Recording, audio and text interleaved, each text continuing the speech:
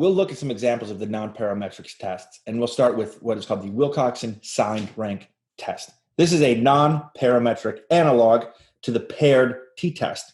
When you want to test some sort of pre, for example, with some sort of post and see if there's a significant relationship. Remember that a paired samples t-test is basically, and not even basically, a paired sample t-test is a one sample t-test on those differences. And so we want to look and see, are the differences normally distributed? That's our assumption, because we want to see if the mean difference is equal to 0.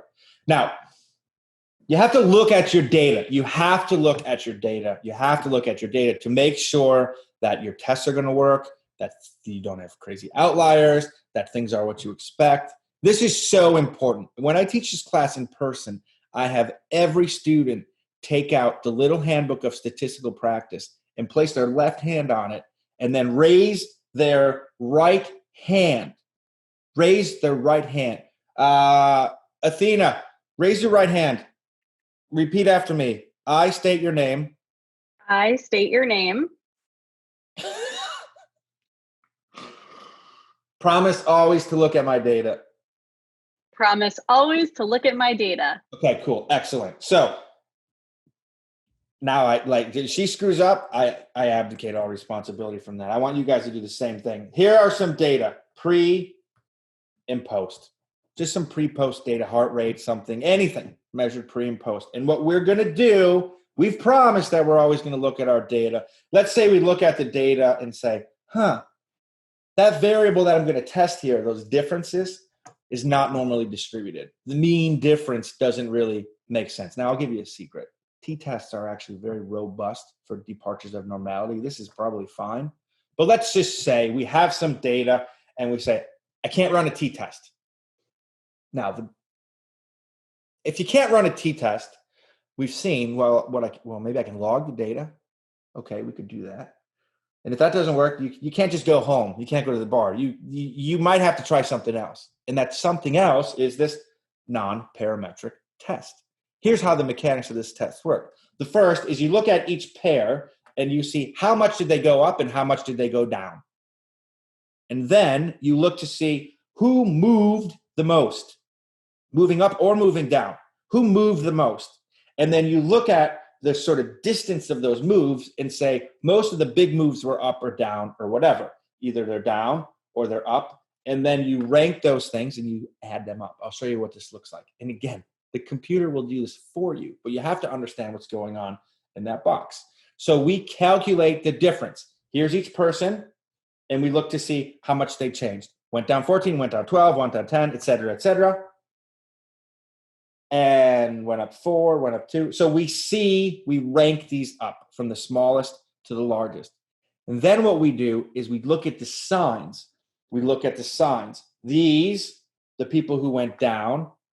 These, the people who went up, and you add up the ranks. These data are fabricated to show you that the people who moved a lot are all people who went down.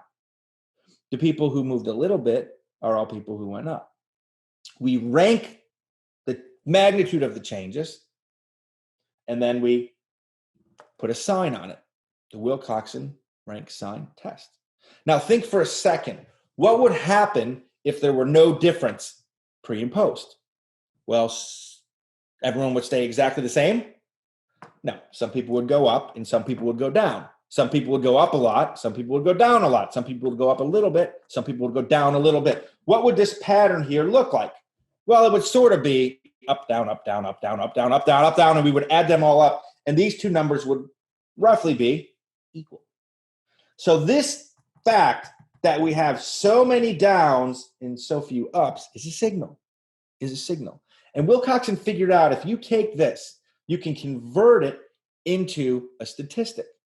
And it converts into a statistic that can quantify what's the probability of getting our evidence or our data if the null hypothesis is that half the people go up, half the people go down, and they will be equally up and down in strength and magnitude.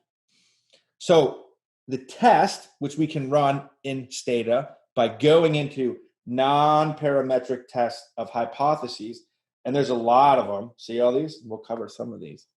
And syntax is called sign rank, and the variable is change equals 0. So the null is no change. Now, when we run this, we get a number. And Wilcoxon figured out how to take that number and turn it into a Z statistic. Z, of course, means normal. So he took all these data, turned it into a normal number, almost like standardized it to a normal distribution, if you will. And if nothing's going on, you would get a Z of 1, sometimes a little bit lower, sometimes a little bit higher, sometimes really high. 95% of the times it would be within -2 and +2. Here we get a Z of -2.3. What's the area to the right, or what's the area more extreme than -2.3? Well, less than 0.05. Statistically significant. Now, here's the summary. We conclude there's a significant decline in heart rate over the 6 months.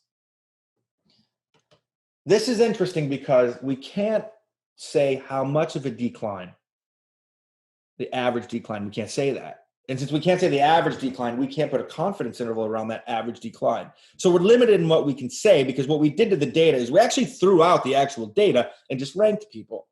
And by doing this, we can kind of move down that hierarchy of the richness of the variables.